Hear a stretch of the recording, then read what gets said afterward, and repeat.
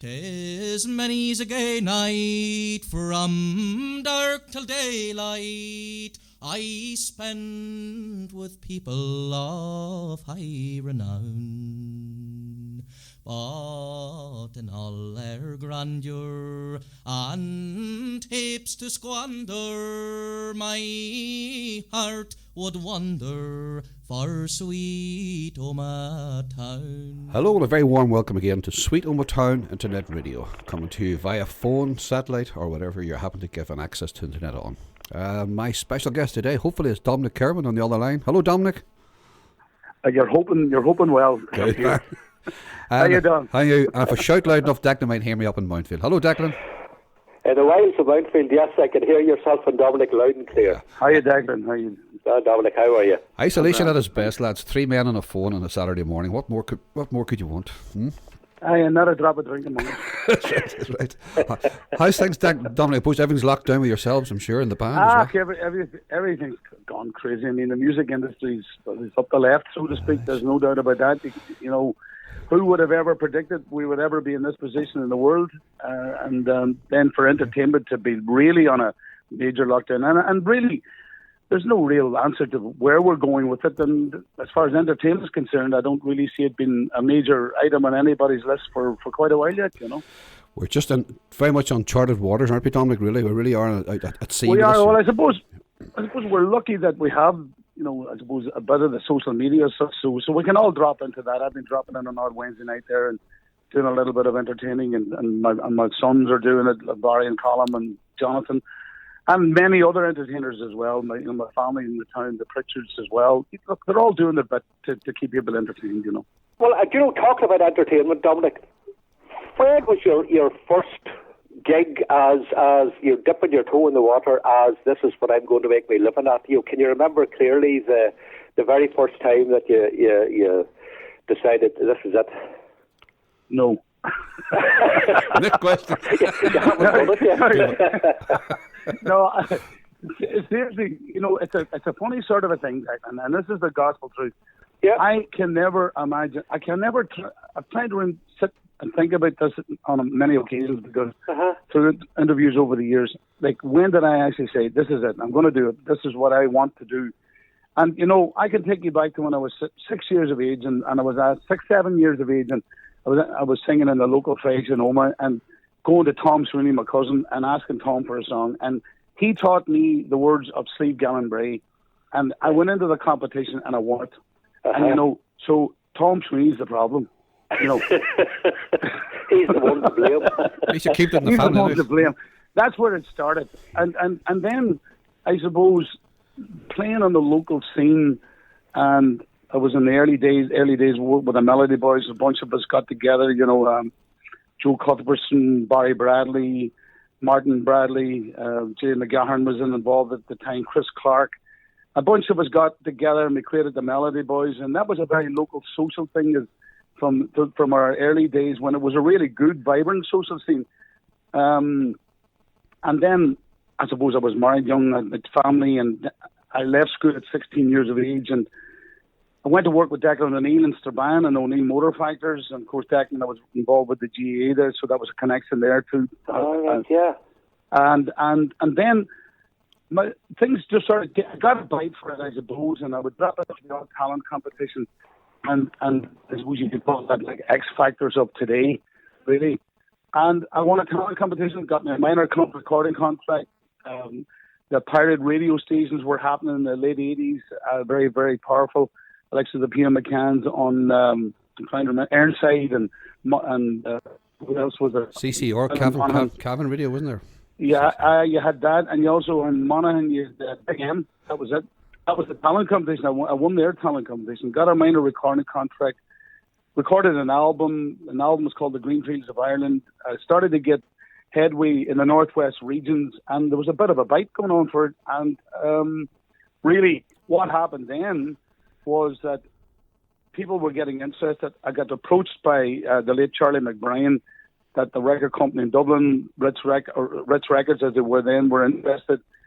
And I decided to go on a professional scene, but I was like 27 years of age when I decided to go professional, really. Right. You know what I mean? And few of the lads had daytime jobs. The bands had changed over the years. Barry and the lads had moved on. Johnny Houston would have been in the band at the time, and I decided to take a chance, and that's where it really all turned. Yeah. And when Tom gave you the words of Slieve Gallen Bray, were you tempted to go purely down that kind of folk route at all, or was was there a pull from the kind of the ballads? Was it a difficult kind of choice to make between the two, or did you try and get a kind of marriage between the two? Something, Declan, and an honest answer to that is that that was my first song. It was a winning competition for me, and I suppose life is a strange sort of a thing. Is that you can, you get that bite for a win. Yeah. It gives you that buzz, and then you move to the next thing. Like Irish dancing was good for me. I had a great years with the Seamus Kerrigan School of Irish Dancing. And, right, yes. So there were a lot of very vibrant things going on. So being involved with the Irish dancing, there was a lot of Keeley, set dancing, traditional music, going to different competitions or whatever. So that was always in and around my family. I mean, early days with the McCullough family, Niall McCullough, and of course the Bradley family, Anthony and all. There was a lot of traditional music going on and around that. And I was very much part of that. I mean, one of my very first albums was a Planksley album. I always loved traditional and Irish. But I suppose when I was in that mid-teens and we started the Melody Boys and we got involved and we were doing that weddings, clubs, dinner dances, private parties, playing in the Royal Arms at all these different functions, there was that sort of social thing that happened then, and that led me down that road. It's not that I ever went away from traditional or the Irish ballady folk scene. It led me that way, and somehow or other I ended up where I am today. Right.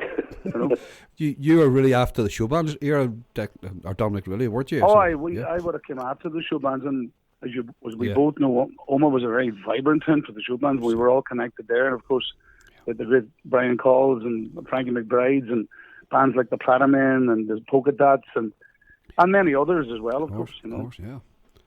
Well, tell me about your family, if you don't mind. Your mum and dad are both musical, aren't they? Or were musical? You say? Hope they're happy. Well, there was music in my home, of course. My mother was a Sweeney, and hence my connection to Tom and Jimmy and the lads. And so she was a brother of Frank Sweeney, who was their father. My mum would have come from Derry, or the family would have come from Derry. So there's a Sweeney Doherty background there. My grandfather, he worked for the GNR. He was a steam engine driver. Funny, I picked up a little bit of your Paddy McClune interview, and he talks about coming to Omagh and to a Mrs. Sweeney. Well, that was my grandmother. Was it? Wow. So there's a connection for you. It certainly is. Oh, that is interesting. Orchard Terrace or somewhere, wasn't it? Or that end of Sorry, town? no. Well, I was born in St. Bridget's Terrace, and they lived up Gallas Hill. I think Gallas Hill is a lot to answer for, to be honest with you. But just a few characters around Omagh right now. No, definitely. Well, it's. I think it's one of those places that if you're really going to, and you guys are definitely delving into it, there's serious connections come from that part of the town.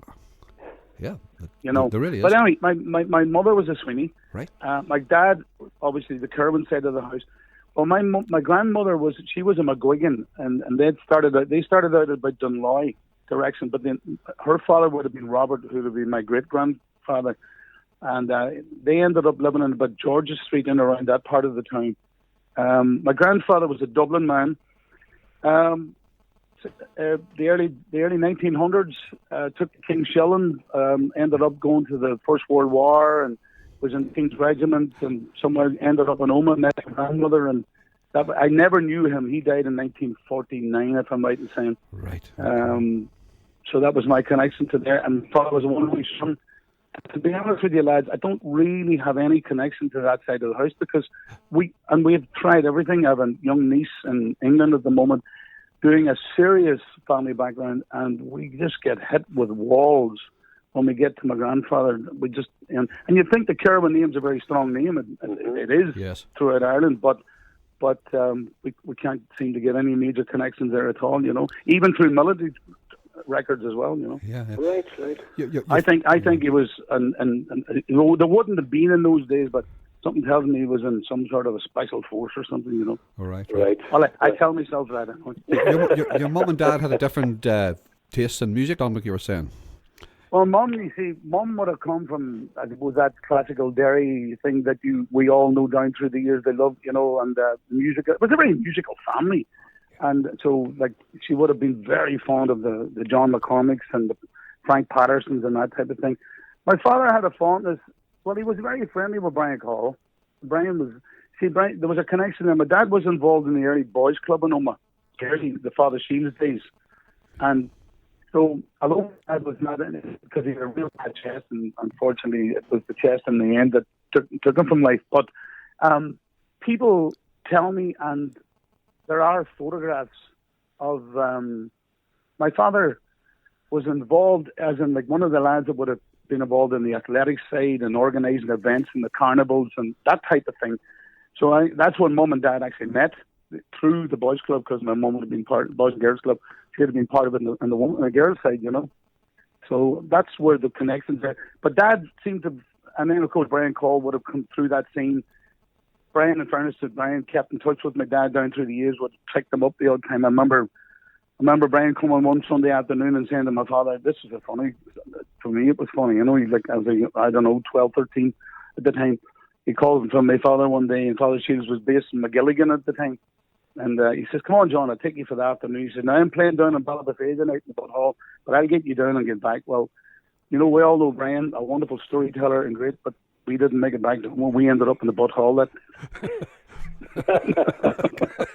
makes perfect sense. Yeah, well, it was hard. It does make sense. You know, wonderful man, great storyteller, good character. Yeah. And of course, they all had great connections with Father Shields. He was very, very, very much involved in Omagh and did a lot for the town as well. So, you know, that's where we are with that. That's really, you know, Dad loved his country music, and that's where the connection. And I tell a story.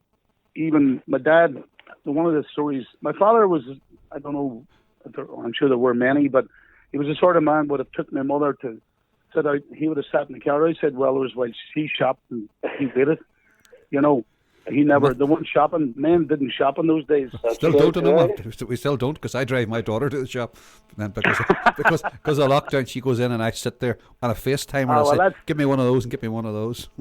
Yeah, but that's purpose. That's a different thing. Yeah. Well, tell me, your dad was a breadman, wasn't he? He was. My father worked for the Model Bakery in Omagh and spent 33 years there of our broken service, yeah. Oh, lovely. He did indeed. Yeah. I spent some wonderful days there when I was a young boy. Yeah. We had, I'm not sure if you've heard, we had a lovely interview with the late Bill Heaney up at Georgia Street, and he told Declan and I about how the whole bread industry actually started and where the bread came from via train and how the runs and all were carved up and all. So have a listen to that sometime. It's a lovely story. And he actually was around Omagh, around Ballagolly in 1914, got his horse confiscated for the First World War. But those are lovely stories of Omagh people, and that was his sort of story into Omagh as well, Dominic. So, well, the Model Bakery again was another big industry in the town, you know, and of course I'm trying to remember the Trainer family. They were the family at the time, although it was then taken over by a different. I remember Mita Shellington. And it was taken over by other people.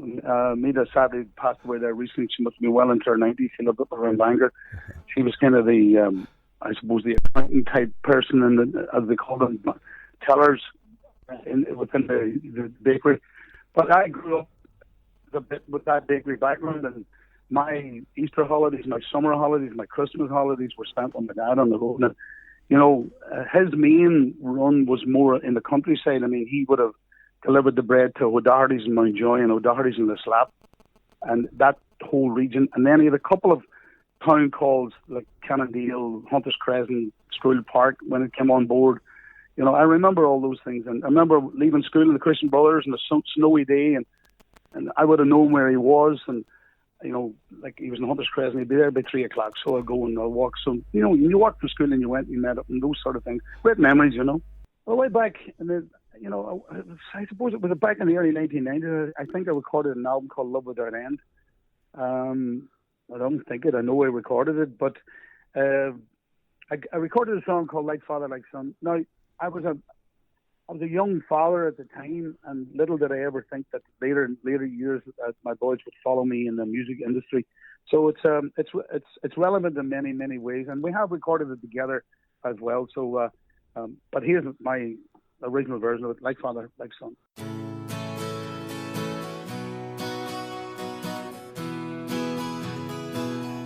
Like father, like son, like mother, like daughter. What is sown by the one will be growing by the other. What we are when we're old is what we learn when we're young. You may wander from the fold, like father, like son. Now I knew a man when I was a child. He was so calm and I was so wild, but I always wished I could be that way. Now I find I'm growing a little calmer every day. Like father, like son, like mother, like daughter. What is sown by the one will be growing by the other. What we are when we're old is what we learn when we're young. You may wander from the fold, like father, like son.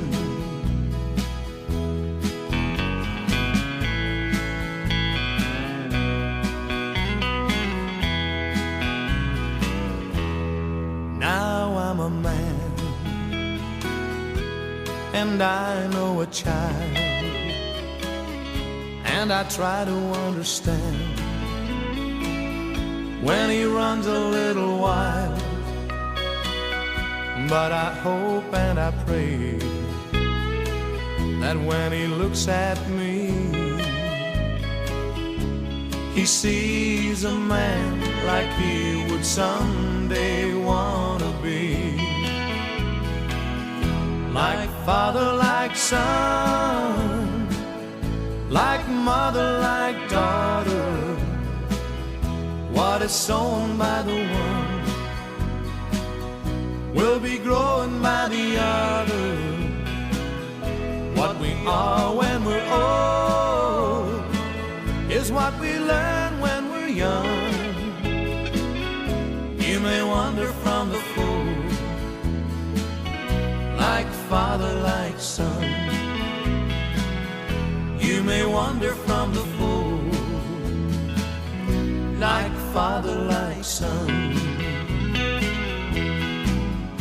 Absolutely wonderful. You're the only one in your family who didn't go to music. Not really, no. No. I didn't, no, they were all sent to music classes. I was sent to Irish dancing, you know. Yeah. How ironic is that? No, no. But my brothers and sisters, I mean, they're all musical. They all can sing a song, and they can all. Even my brother there, Don, you know, he plays a bit of bass and plays locally with Frank Chisholm, and I know at Christmas plays with my cousin Tom, and no, they're all involved in different ways. Yes. Of course, Rosalie married into the Pritchard family. There's a lot of connection there with music. So yeah, music's very, very, very deep and steeped in our family. One of your first managers was the late Charlie McBride. Tell me about Charlie, will you, and how that meeting came by or whatever.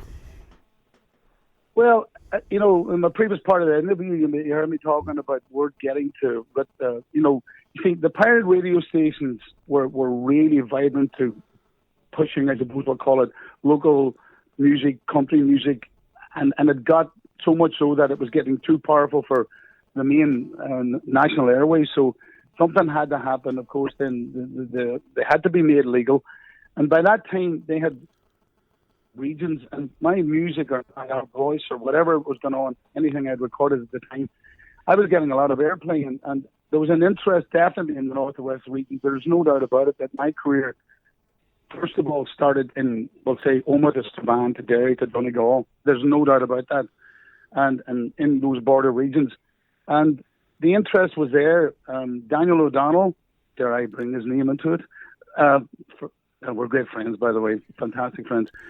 But Daniel had already been signed up by Ritz Records. There was a great buzz there. The record company were really powerful, and they were getting stronger and stronger by the day. And Mick Clerkin, who was the owner of Ritz Records, he was very friendly with Charlie. Charlie would have sold the CDs and the tapes and all to the market men and then when the markets were really, really strong. So Mick had heard about me. Where, I'm not too sure. He approached Charlie, and Charlie came to me. Now, I had a previous connection with Charlie that didn't grow as well in the early 1980s. The late Mickey Ward owned Knocknamoe Castle, and my good friend Peter McGlone, who was the manager of it at the time. Of course, Charlie would have booked the bands. Now, Mickey took an interest in me, and he had the paint business at the time. I remember he had this red LT35 Volkswagen van, and one of those ones where you sat, if you wanted heat, you sat in the middle because that's where the engine was. And he had this van that he would have used during the day, and then he took an interest in me because it really, I think it was about the 11th of December 1981, if I'm right in saying that we got a chance as the local Melody Boys to sort of move another step onto a different platform, and Mickey gave us that opportunity. But he approached Charlie and said, look, why don't you get that young cub, as they would have called him, give that young cub some work. Charlie showed a slight interest, but was really not interested because it was more about the door and the Saturday and Friday and Sunday nights, and what was being made. Sent us around the country. That didn't really work, and it all came to a crash, and there was a slight fallout and whatever. And so there was a few years passed, but music had changed, the ways had changed then by 1988, and Charlie then was approached by Mick Clark, and I suppose I was a bane on Charlie's side, to be honest with you, a thorn in it, really, But he phoned me, and he said, hey, have you ever heard of Mick Clark? And of course I hadn't heard, because I'd known Daniel, I got to know him a bit, and I'd heard of him. He said, well, he's interested, he wants to meet you, So it was the 7th of January 1989. I had started to make a bit of a move into that scene, and Frankie's nightclub in Rafo was a very big venue at the time, and the likes of the late Joe Dolan and people like that, they were big acts on it, and we were making a bit of a headway. But Frankie always had a free night for his clientele once a year after Christmas, and that was the 7th of January, and we were given the free night. It was our night. Your gig. And Mick came to see me. Oh, it was packed. It was jammed. And I honestly, there could be 2,000 people on it easy because it was a very big venue, Mm-hmm. And anyway, Mick came, watched me, and Charlie nodded to me. I was still on the stage, and he came up to me and he said, on your way up the road, and Charlie lived in Edenville Park at the time, and he says, on the way up the road, call into the house, Mick and Neil still be sitting up. Well, they didn't realise how much I chatted at the time, So I arrived at 4:45 in the morning. The two boys were still sitting up, and Mick Clark offered me a record contract. Oh, my goodness! Wow, just to show you how informal things like that can have such a huge impact on people's lives, isn't it? Yeah. I only met Charlie once. Many years ago. Jimmy Sweeney was over from Canada, and we had a bit of a do for him in Owen Smith's cottage, which is opposite where I live. And Charlie landed with Charlie Lansborough. Yes. It was the night before Charlie did his concert in the Royal Arms, and we had a great night. And all I remember is the musicians just staring with their mouths open at Charlie's guitar. He had the most beautiful Martin guitar, and probably, I think it cost me $5,000, and it was like bringing a Rolls Royce, into a local garage. It was but he was a nice man. It was a lovely night with the late Paddy Grugan, and Tom Sweeney was there, and it was a great night of music. And Charlie Paddy Grugan, my art teacher. Oh, right, my old colleague, and he sang the Island was Free. He was a lovely man, and you know what? He could play along with every traditional tune because his wife was from Tipperary, and Charlie was used to the traditional session. Yeah, he played like a hand in a glove. Great man. No, I tell a wonderful story myself with Charlie. I met Charlie many years ago. When he was singer-songwriter, when producers were ripping artists off as far as stealing their songs and publishing companies. And Charlie lost a lot of his early material. He wrote some great songs, but unfortunately, that's the way it was. And but so I met him doing the local club scene and stuff in England whenever I was starting earlier in it, and I met him a long time ago, and we're still friends to this day. But Charlie had What Colour Is the Wind, went to #1 in Ireland and was getting amazing reviews. And I was doing a show in the Opera House in Belfast, and Charlie was my guest on that. That was prior to the hit, and yet he was the biggest thing in the country at the time, and yet he still fulfilled that, and I never forget. Yeah. Right. Well, he was a very gentle man, and God, he's a great songwriter. Oh, he wrote amazing songs, Amazing songs. Have you just talked about songwriters? Have you any particular favourite songwriters that you would find that you use the material a lot? Well, Declan, not really. I just, if a song hits me, lyrics, story in it, something that's effective, I go down that road. I've never been the sort that researched who wrote the song. I mean, I do know songwriters, and I know of names, but I've never been into the research side of things. And so that would be, although I do like people like the likes of John Prine. I do like that. Yeah. And I mean, so he's written some wonderful songs over the years, his wife was on Radio 4 the other day, and she she spoke for 3 minutes about him, and it was so moving. Obviously there was a great love between them, but the way she just talked about the way coronavirus affected them and how it had just changed their lives completely. It's very sad, very moving, very, very, very touched. But he's a great lovely girl too. So do you go for when you listen to a song, is it the words, or is it the melody, or is it the gut feeling you get?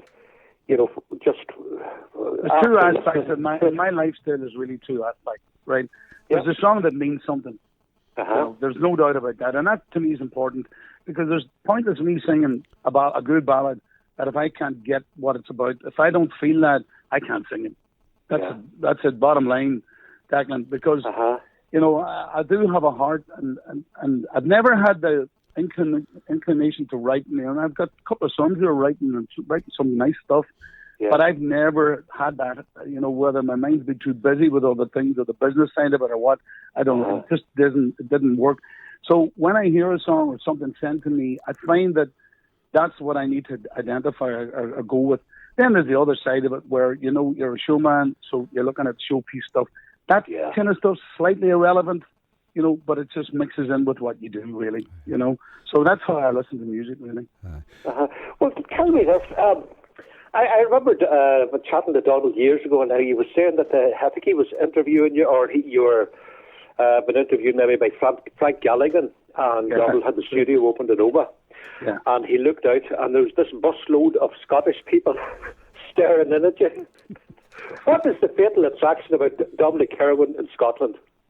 Is it the Irish factor? Is it the music? Is it the dance? What is it?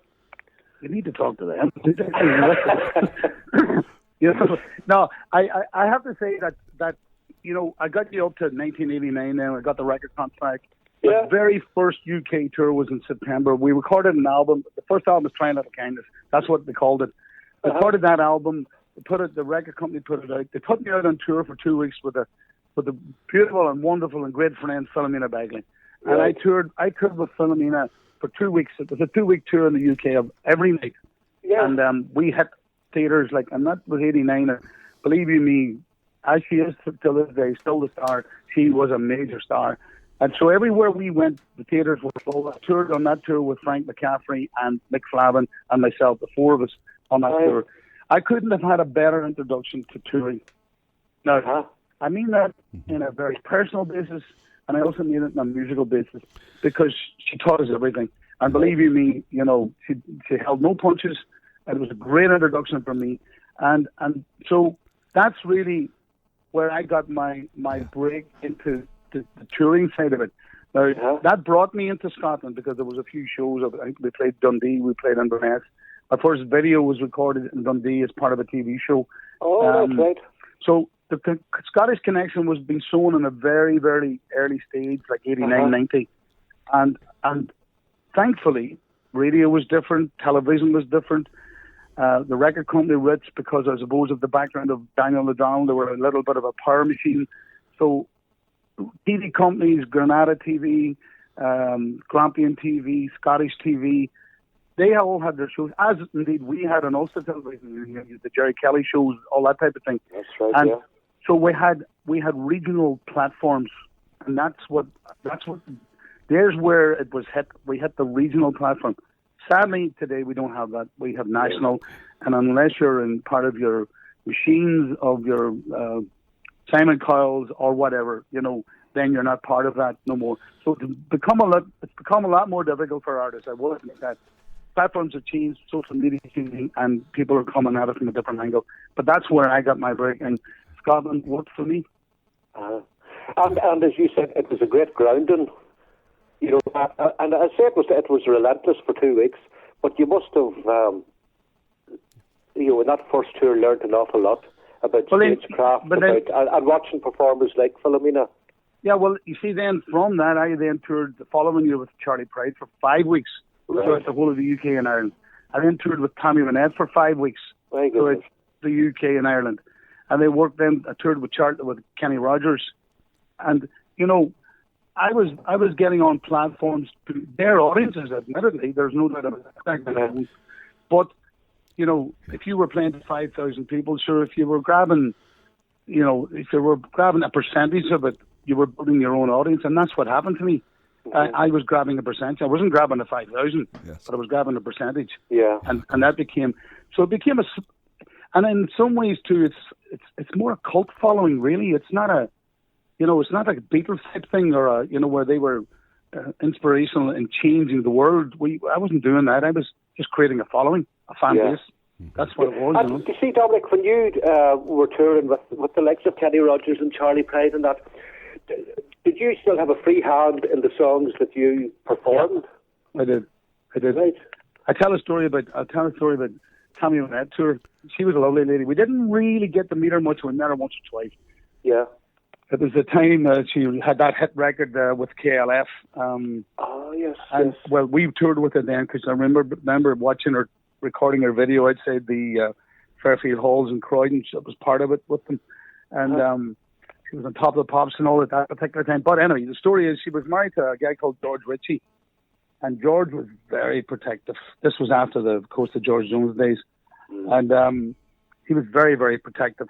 And I remember us playing the London Stadium, and I would have been doing a bit of the Irish dance then, and of course you were in London, so you were having a mixture of country music fans, easy listening, and without a doubt Irish people who followed that type of thing. Yeah. So I would have done my bit, and I did the Irish dance, and sure, it tore the house down. It was always a party piece. It wasn't the case that it was anything spectacular, but it tore the house down, and it was well received. So we were allowed to, at the break, go out into the foyer. Now, the London Palladium foyer was not massive, but there was a lot of people who wanted records and wanted signed and wanted photographs and all that type of thing. This is 1991, and I remember some man by the name of Eamon Leahy, a big Kerry man who was he was the man for the record company at the time. Great guy, like fantastic guy, like big rugby player, and George, they were trying to start the second half and they couldn't get them in, because people were looking this signed and that photograph. And so next thing George came up and said, if you don't move that guy now, don't move that guy now, we're going to shut this, he'll never tour with us again and all that sort of thing. So I held up Tommy when I'd shown the London Palladium. So there you go. Stupid Irish. Hard to beat. Dominic, take me back to the little Charlie McBrien. I remember Charlie telling me one time that when he started in the business, the bands had 100 watt amp and 1,000 punters. He says now they come with 1,000 watt amp and 100 punters. But it's changed times. But like I'm even watching some of the bands now, even from my time, and I know I would have moved a bit with technology. There is no doubt about that. But I'm watching some of them coming in now with PAs. But could nearly set Coke Park and I like, you know, Absolutely. in a small dance hall, and I think, what's that about, Yeah, you know? yeah. But however, that's it. Anyway, That's life. you mentioned your song "Gentle on My Mind." I would do some work before the bands and Lola's and Silver Birches. They all died and play some music, Right. and I was playing your song "Gentle on My Mind." But Johnny Brady was up at the stage. I was down at the desk and with the sound guy and playing the music. He dropped what he was doing. He came down. He says, "Is that Kirwan?" I says, "It is, aye." He says, "I never heard that before." He says, "Absolutely brilliant arrangement." He says, "I couldn't believe it." And I says, "No, that we had that out on that's one of the songs you gave us for the cancer research CD, if you remember, some years ago." Yeah. So he says, I says, "I'm going to cover that." He says, "I must get in touch with him." So there's a guy wants to cover that version of it. So it's a small world. You know, the story with that version, I was very fortunate to get to Nashville to record 3 albums. And it wasn't a case of just going to Nashville to record albums. There was a lot of connections made at that particular time. There was a guy called Ronnie Light that would have been a former RCA producer, and he'd gone independent. And it was Ronnie that we went to work with. But I was so fortunate that I had met some great musicians that they lined up. I mean, we had people like Milton Flage, who was Gareth Brooks' studio drummer for all his albums. And Mark Cass Stevens and people like that, big names, you know, but really lovely people. And these are the guys that came up with these productions. That, you know, it was a case of it was at the time we tried. That album was called Stone in Love with You.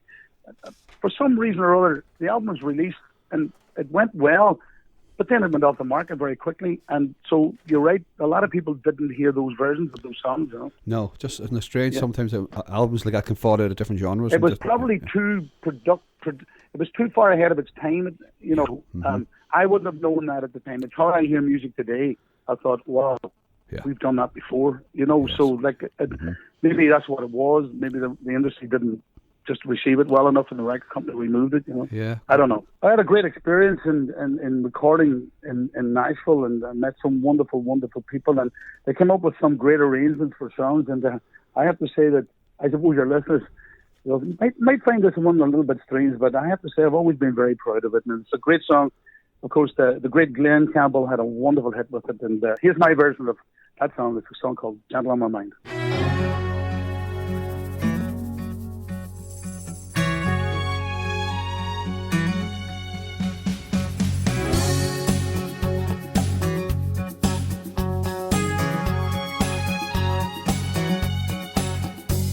It's knowing that your door is always open and your path is free to walk that makes me tend to leave my sleeping bag rolled up and stashed behind your couch. And it's knowing I'm not shackled by forgotten words and bombs and the ink stains that are dried up on some line that keeps you in the back roads by the rivers of my memory and keeps you ever gentle on my mind.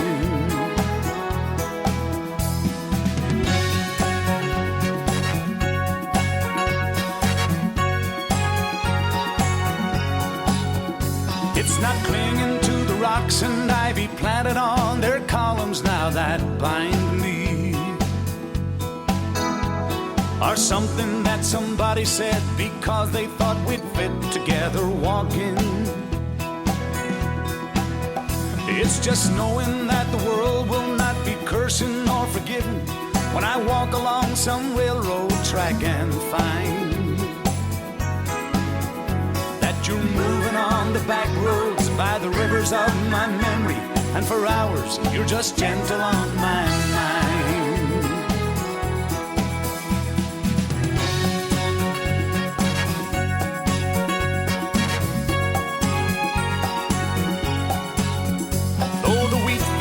The clotheslines and the junkyards and the highways come between us, and some other woman's crying to her mother 'cause she turned and I was gone. I still might run in silence, tears of joy might stain my face, and the summer sun might burn me till I'm blind, but not to where I cannot see you walking on the back roads by the rivers flowing gentle on my mind.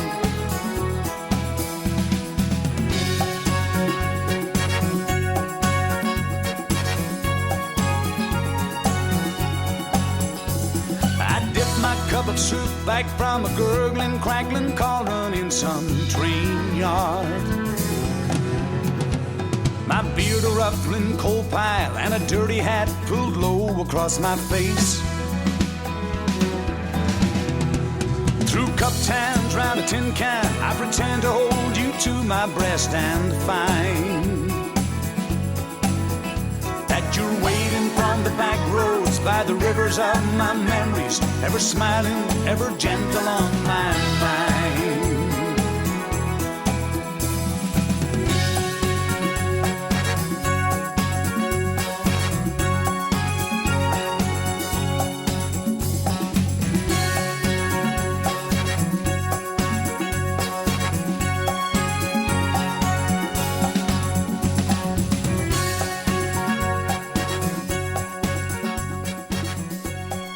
Oh, great song. Fantastic. Declan, what do you think?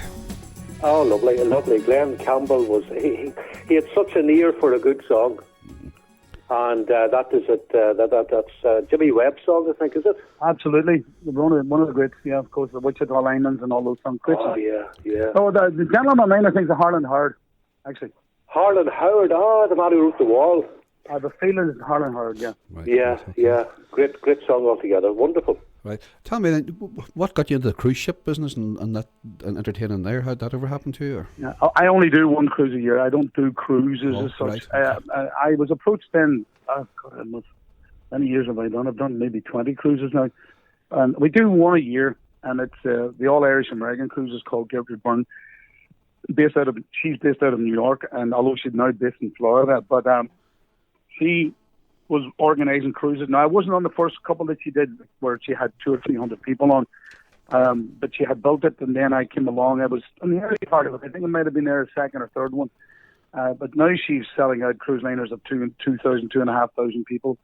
And all the artists are playing it, and even young Nathan Carter's on them now at this moment in time. But we built it over those last 20 years, and it's just an amazing thing to do. Lovely thing to do, Don, to get away once in a year. I mean, my cousin Tom does a cruise, I think, about 2 weeks before me in the same waters, really, Yes. on that Irish folky thing, you know. So we know what it's about. We do it once a year. You catch up with your friends, and you move on from. So it's great to do, yeah. Well, tell me about your boys, Dominic. What way are they? Are they still gigging, or what? Are they all locked down as well? Or? Well, Colin, I'll start. Well, my oldest boy, Lee, never got, the strange thing, he never got into music. He got into music as far as he listened. Lee could suggest to me a song, and believe me, it'll be a good song, but he never got into music. Lee, at 15 years of age, I remember him opening the Irish News, and there were jobs advertised. At that time, it was the punt, not the euro. And at that time, computer jobs were being advertised for something like 70 grand a year. I don't even think they're going that way nowadays. They're well back. But, however, he said, I'm going to do that. And Lee worked his ass off, and I mean that, at school, because it wouldn't have been wonderful at school, but he worked it. He worked it off. And he got his degree, and he ended up, and he works with Fujitsu, the computer company's been with him for the last 12, 14 years in Belfast. He's since married, now living in Lisbon, about to be a daddy, I think, later in the year. And then Colin, he got married early in the year. And he met a young girl. Colin went to university in London, got his degree in musical theatre from Mountview, toured with the Bill Kenwright production of Jesus Christ Superstar for a year. Then he came out of that, and he toured with me as an opening act then for probably 2 years. But he always wanted to get into the songwriting thing. So he headed to Nashville some 9 years ago. Loved it, made his living out there, working at it, singer-songwriting, looking for the elusive, but then so many others are doing so. But in the last couple of years, he met a young girl from County Down who's a singer-songwriter, her stage name being Triona, but Katrina being her name. And they got married in January. They went back to Nashville after they got married.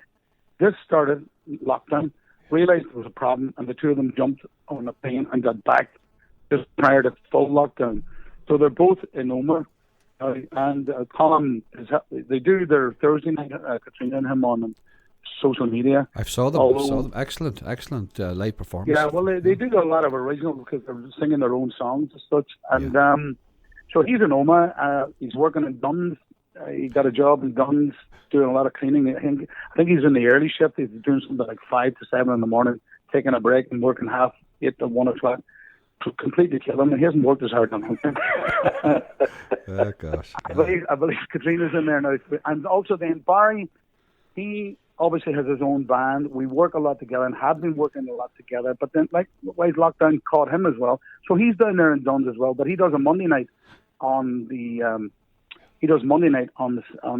Facebook, keeping himself very busy. He's got a great following, young following, watching him and supporting him. And then, he's a dad. My grandson Joshua. He's 2 years of age now. So then, my youngest son Jonathan. He's a bit more indie, poppy rock type stuff, original material. He does a Friday night now, I believe.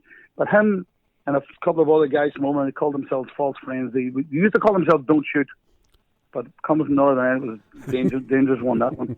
Right. Okay. So they went to Scotland. They're living over there. They got themselves jobs in a bar called Malone's. A friend of mine owned it, and they got themselves jobs. Fergal McMahon from up around I think it's 6 Mile Cross direction himself.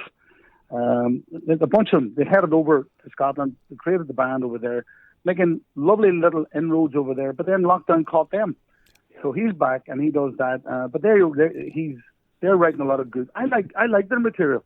I think it's very, very, very good. But they're younger, different generation. And then my daughter, Shannon, she got a degree in business with music, but works in hospitality. And of course, she's out of work and she's based in Liverpool. So that's what they're all at. Strange word. My brother was telling me the other day that the guy who delivered the parcel got talking to him, and he says, as I say, what do you do normally? What do you do? He says, I'm with Ryanair. My day job, but he says, we've nothing to do now, so I might drive and delivering parcels. But needs must, Dominic, doesn't it? That's it. People have to But you know something, Don, I've been saying that too. I've been doing helping out on a wee small farm holding, yes. And I mean, and I've loved every day of it, between painting sheds, working with animals. I've loved every day of it, and the weather's been fantastic. Yeah. So it's kept my mind right. Yes. It's kept my mind right, and I have said it. I don't know where music is going, but we'll see where it does go. But I wouldn't be afraid to jump in a van and deliver parcels and say hello to people. Wouldn't bother me. Not so. No. Yeah. Absolutely not. Well, it's hard to beat a work ethic. I think you need that, lads. You do, absolutely, Dominic, absolutely. I think that's what I'm proud about my boys. Sorry. That's why I'm very proud of my boys. They're able to say, okay, that's not working. Yeah, I thought I was chatting to Colin the other day. Do you remember I put on the Brian Friel play, The Freedom of the City? Yes. And Colin was in it. I tell you, he is a very fine actor. Well, very good. It was what he did, and he went on to Mountview, and he did that as well, and wonderful experience. I do remember one thing, lads. I'll just mention this. Whenever we got the chance to do, he came out of Mountview, did the year with the Bill Kenway production of Jesus Christ Superstar, and then he said he wanted to try something different. And my man, the guy was looking after me at the time from Scotland, from Glasgow, by a guy by the name of Robert Pratt. He says, "Why don't you give the lad a chance?" So good. I said, "Fair enough, we'll have a go at it." And I'll never forget, we had a 47-date concert tour, and we were starting in the Wyvern Theatre in Swindon. And this is a gospel to it. I'll never forget. I'm standing backstage, think, right, okay, this is it. Where you go? So out he went, and I'm standing back, and he's done all these years in Mountview, cost a fortune, did all that, toured with Jesus Christ Superstar, and he couldn't say hello to the audience. So I'm thinking, what the hell did they teach him in there? Yeah. So, no, he's a different character today, believe you me, a different character. There's no doubt about it. They taught them stagecraft. They taught how to project. They did all that sort of thing. But they didn't teach them just how to say hello. Yeah. Right. Yeah. And I learned that very quickly, and he learned it very quickly as well. And Barry's a fine drummer as well, Dominic. Barry's a great drummer, and I know it's my son, but he's a fine drummer. He is. We didn't have arguments because we're not that tight, but we had disagreements about his move into wanting to front a band and own a band, and I'm saying to him, I said, "Barry, you're doing the wrong." Well, I didn't say you're doing the wrong thing. I think you're making a wrong move. but he wanted to go for it and all the rest because he is a fine drummer. He was Derek Ryan's drummer for 4.5 years. Oh, I saw him in his time. I know. Yeah. Derek has even come back to him saying, if you decide to go another way, come back to me, Yeah, So yeah. he is a good drummer. Yes, he is. Very good. Well, I got an opportunity. It wasn't too long after hearing a great version of a new song from the great Steve Earle. And I heard the song. It was called Coast to Galway Girl. And I got this opportunity to record an album called Echoes of Ireland. And I just had to do it and recorded the song, new arrangement of it. And, it's stuck with me for a long, long time, and the audience love it. So here's my version of a good song, The Galway Girl.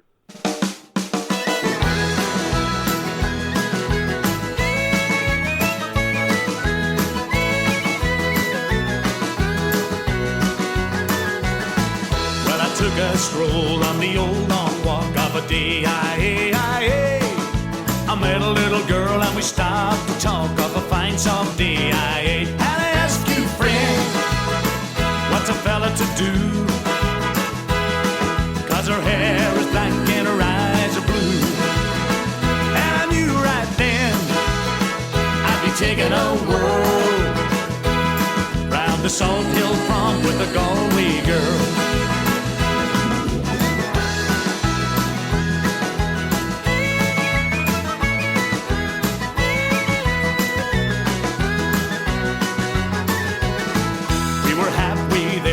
Rain came down of a day.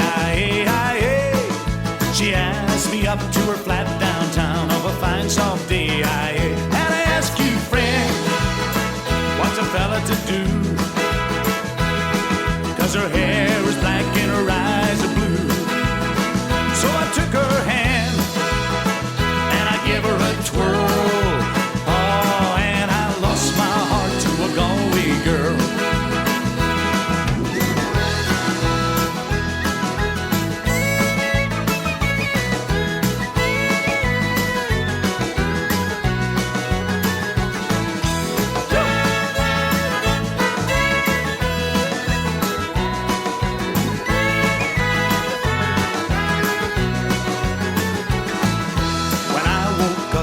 All alone with a broken heart and a ticket home. And I ask you now, tell me what would you do if her hair is black and her eyes are blue? 'Cause I traveled around, been all over this world. Boys, I ain't never seen nothing like a Galway girl.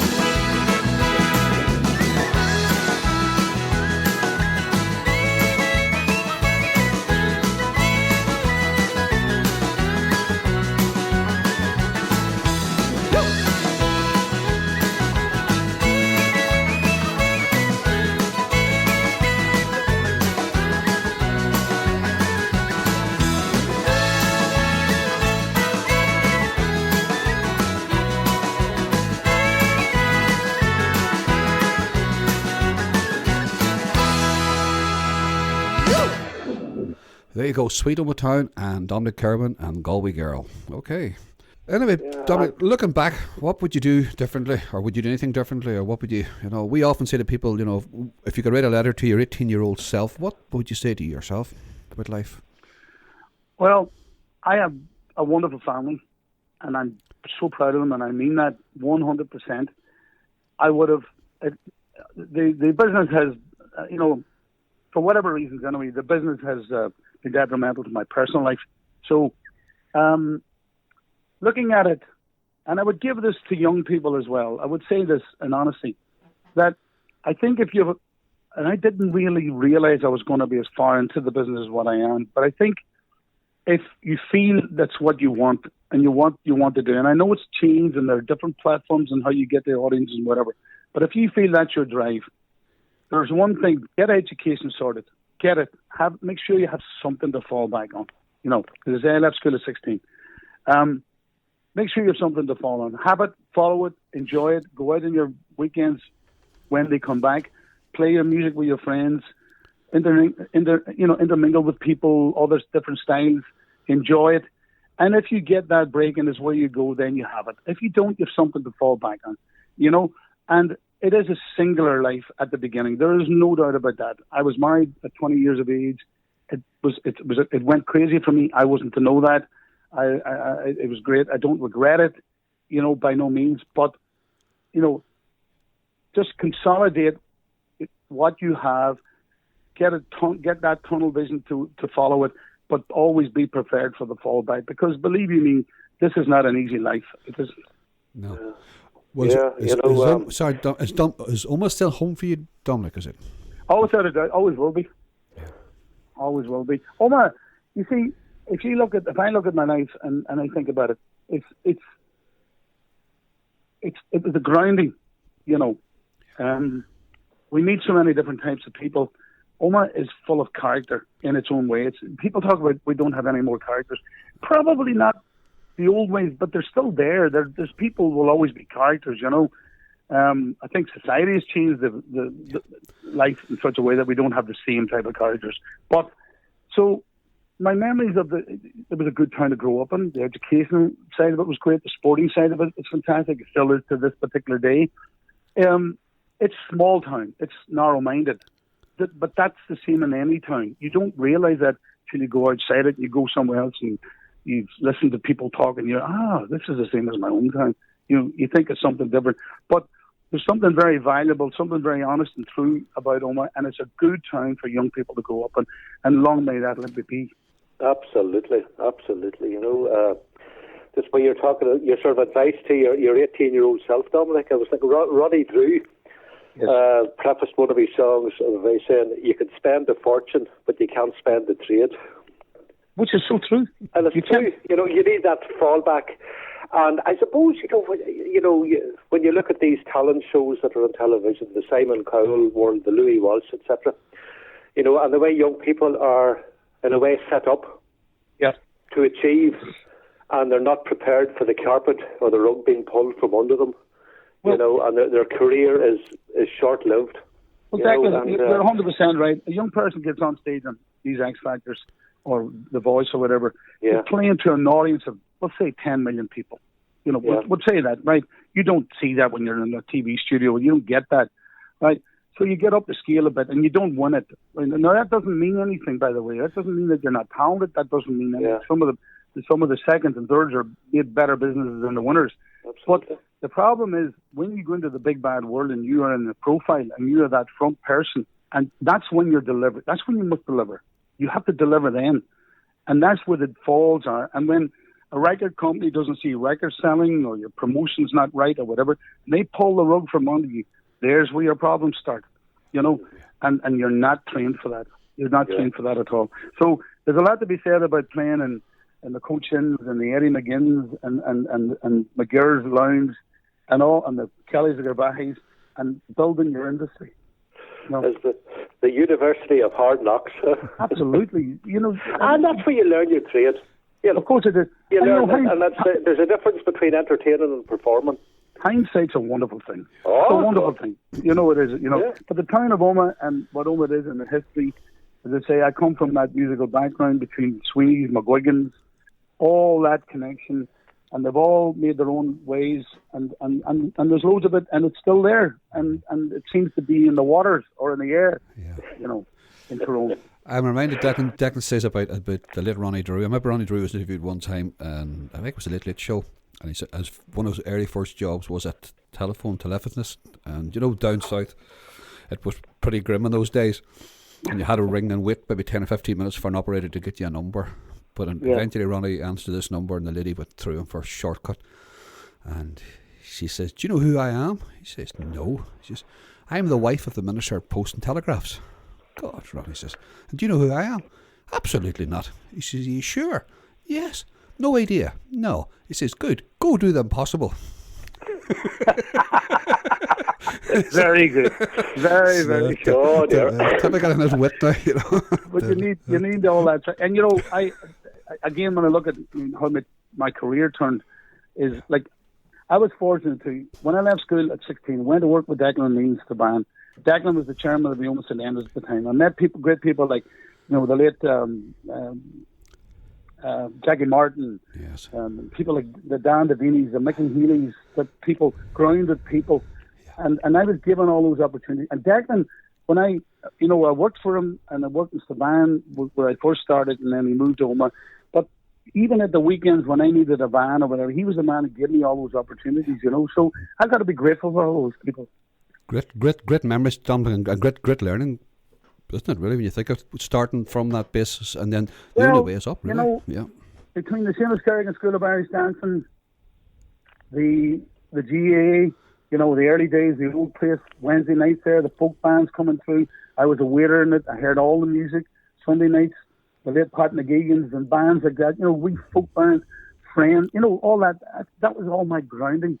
What I watched on a Wednesday. I mean, Omagh was a vibrant town when they were training nurses and all out at the TNF and Wednesday night there. And I'm sure you guys remember. Oh, the very well. For God's sake.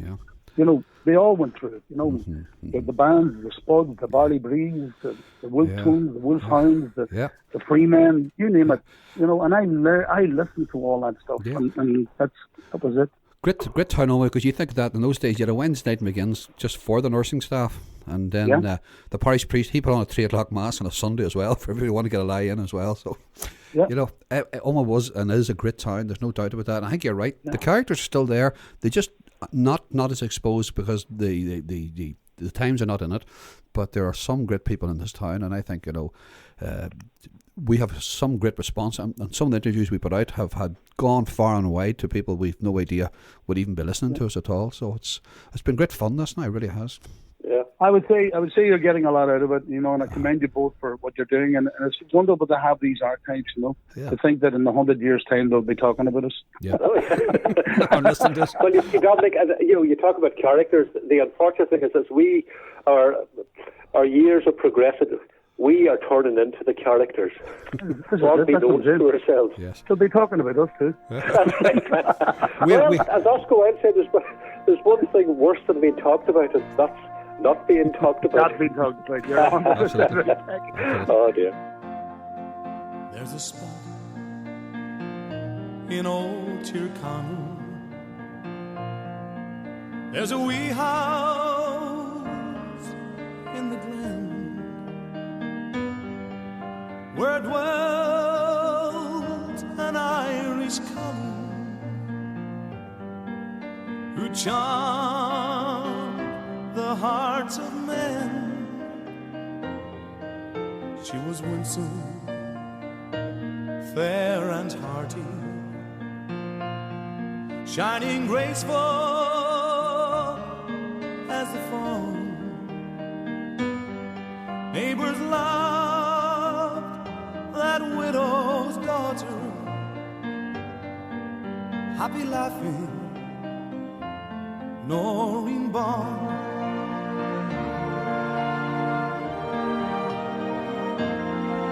And one day there came a letter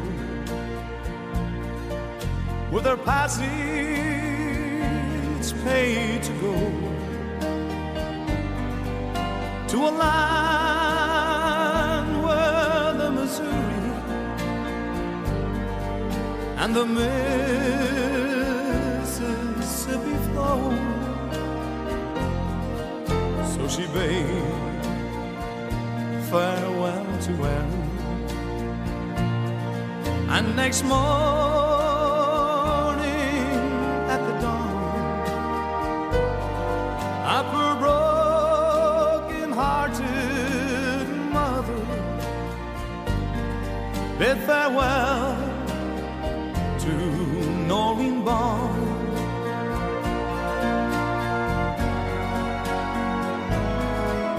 Many years that mother waited,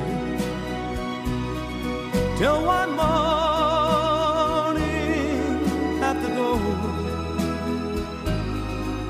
stood a gorgeous looking lady, all grand, the clothes she wore, saying, "Mother, don't you know me? Sure, I've only caught a cold,